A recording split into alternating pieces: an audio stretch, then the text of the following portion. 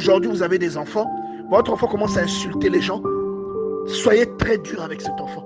Vous avez des enfants, ils ne travaillent plus bien, ils commencent à fréquenter des mauvaises personnes, soyez très dur avec cet enfant bien-aimé.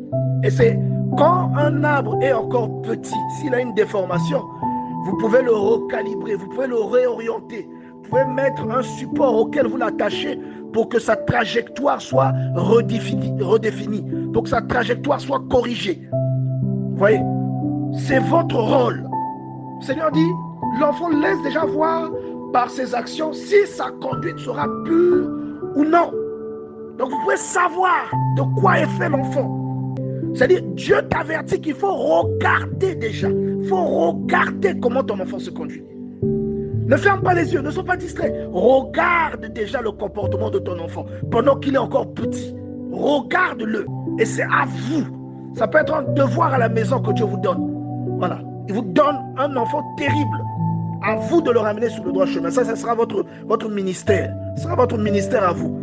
Vous n'allez pas prêcher pour les âmes, pour ramener les âmes à Dieu. Vous allez ramener votre propre progéniture sur le droit chemin. C'est tout un ministère que Dieu vous donne. Il dira, je t'avais confié une âme. Je t'avais confié 2, 3, 4 âmes. Qu'est-ce que tu en as fait? Comment les as-tu orientées? Comment les as-tu positionnées? Que sont-elles aujourd'hui? Oui, c'est toi qui dis à l'enfant, tu ne peux pas rentrer au-delà de telle heure. C'est toi qui dis à l'enfant qu'à telle heure, tu dois être à table. C'est toi qui dis à l'enfant qu'à telle heure, tu dois étudier tes leçons. C'est toi qui dis à l'enfant que tu ne vas pas à telle fête. C'est toi qui dis à l'enfant que si tu vas à une fête, tu reviens à telle heure. C'est ta responsabilité. Ce n'est pas l'enfant qui fait la loi dans la maison. Ce n'est pas l'enfant qui sait ce qui est bien pour lui. Mais, bien-aimés, protégez vos enfants. Achetez-leur des tirelires pour leur apprendre à gérer même les petites pièces que vous leur donnez.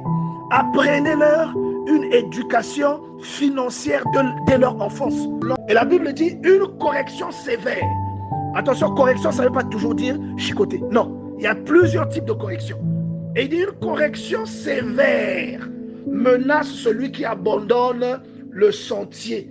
Celui qui est la réprimande mourra. Donc il faut bien expliquer à vos enfants. Il faut bien expliquer à ceux que vous élevez que celui qui n'aime pas la correction va tout droit sur un sentier qui le conduira à la mort. Soyez sévère avec votre enfant.